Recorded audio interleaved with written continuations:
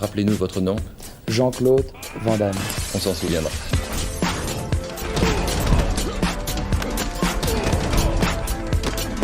Van Damme Express.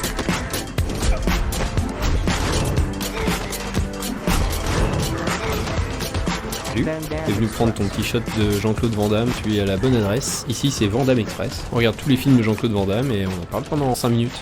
Van Damme Express. Aujourd'hui on parle de The Order, film de Sheldon Lettich, sorti en 2001, directement en DVD. On est dans une passe un peu compliquée pour Van Damme, où il va enchaîner les sorties directement en vidéoclub, avec des résultats assez variables. Ici pour The Order, Van Damme essaye de faire son Indiana Jones, carrément. On avait eu Benjamin Gates avec Nicolas Cage, ou Flynn Carson avec Noah Wyle. Bon, il y a une et d'autres, hein, mais des Indiana Jones, un petit peu de seconde zone, on en a eu. Donc Van Damme va essayer de faire le sien ici avec The Order. Un film réalisé par Sheldon Lettich, qu'on connaît bien, parce que c'est lui qui a réalisé à Full Contact, puis Double Impact. Il était aussi scénariste sur Bloodsport, donc il est là depuis le début. Le film commence par une scène qui se déroule pendant les croisades, où on va avoir la création d'une secte pacifiste qui va être complètement massacrée par des croisés ultra violents. On a déjà Jean-Claude Van Damme qui joue Charles le Vaillant sur cette époque-là.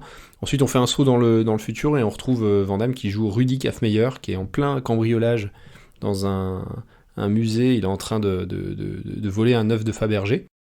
S'ensuit une bagarre et il s'échappe. Donc on comprend qu'avec des petites blagues un peu mal placées, ses premières apparitions, c'est une blague de paix et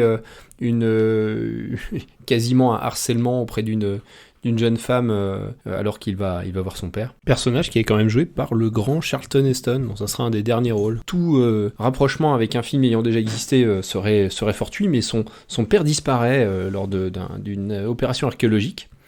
Et donc il va poursuivre la trajectoire de son père pour essayer de le retrouver. Il se retrouve à Jérusalem, où en arrivant, déjà une course-poursuite en voiture, et des malfrats essayent de l'assassiner, lui et son contact, qui est un ami de son père. De l'action tout le long du film, c'est assez rythmé, on voit bien Jérusalem, qui est plutôt mis en valeur, il y a des scènes d'action dans la ville, il y a des scènes de comédie aussi, qui ressemblent à des choses qu'on a déjà vues, mais c'est toujours rigolo de voir Jean-Claude Van Damme grimé en rabbin, échapper à la police, puis arriver dans le quartier arabe.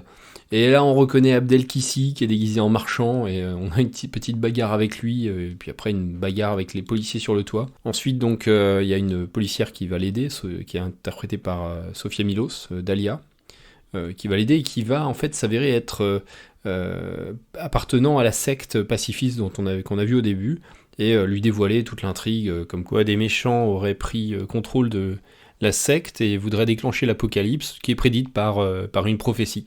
Donc le père de Rudy, dont Van Damme a découvert ça, et est donc capturé. Donc ensemble, ils vont aller dans le repère des méchants, qui se trouve sous le mont du Temple, directement, donc à quelques dizaines de mètres en sous-sol, en dessous de tous les reins autour du mur de lamentation.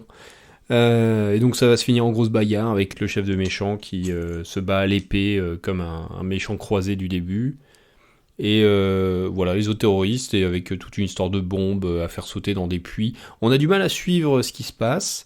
Il y a une scène aussi qui nous rappelle absolument rien, hein, où le père de Rudy se prend une balle, et donc Rudy va devoir l'aider et jouer contre la montre pour le sauver.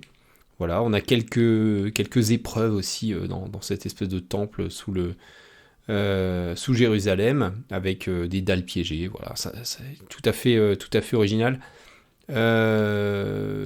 Ça reste un film enlevé et vraiment pas désagréable à regarder. Ça dure 1h30. C'était quoi, un coup de frein? Non, j'ai pété. Son archéologue consiste à savoir où fouiller. Je peux la fouiller, elle. Rudy! Papa, quoi de neuf? Salut, mec! Pourquoi faut-il toujours que tu attires l'attention? Bah quoi, j'aime les gens, j'aime la vie, tu aimes me mettre dans l'embarras. Je m'amuse, mais c'est pas bien méchant. Note artistique, c'est pas terrible. Si la ville est mise en valeur, le montage est un peu fou, la réalisation est assez pauvre, on est même en dessous de ce qu'il avait fait, de ce que Sheldon Lettich avait fait sur Full Contact. Les acteurs sont bien, mais bon, j'ai eu l'erreur de le regarder en français. Ne faites pas ça, le doublage est absolument atroce. Et vous vous en serez probablement rendu compte avec l'extrait. Donc je mets la note de 3 sur 10. Mais côté bagarre, on est un peu mieux loti, parce qu'il y a pas mal de scènes d'action. Il y en a pendant tout le film, et elles sont plutôt sympas. Elles sont pas géniales, mais on est plutôt dans le haut du panier, donc je vais lui donner un 6,5. Au final, je donne pas de bonus, c'est un film plutôt quelconque de Van Damme, où il n'y a pas de supplément d'âme en soi. Ça lui fait une note totale de 4,75, donc un petit peu moins de 5, et il se place donc juste devant Piège à Hong Kong, en 7ème position, mais bien derrière Répliquant, quasiment 2,5 points en dessous. C'est pas désagréable, c'est sympa parce qu'on aime bien Jean-Claude, mais c'est vraiment pas terrible. N'oubliez pas que vous pouvez retrouver le classement mis à jour en temps réel sur Sens Critique pour pouvoir suivre l'évolution au fil de la sortie de ces épisodes. Allez, c'est fini pour aujourd'hui, on se retrouve dans 15 jours pour un nouveau film avec des coups de pied et des coups de poing. Van Damme Express.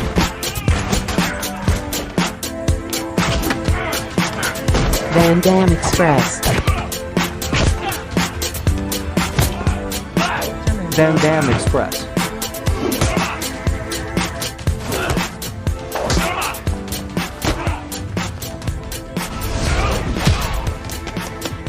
La route, là où on va, on n'a pas besoin de route.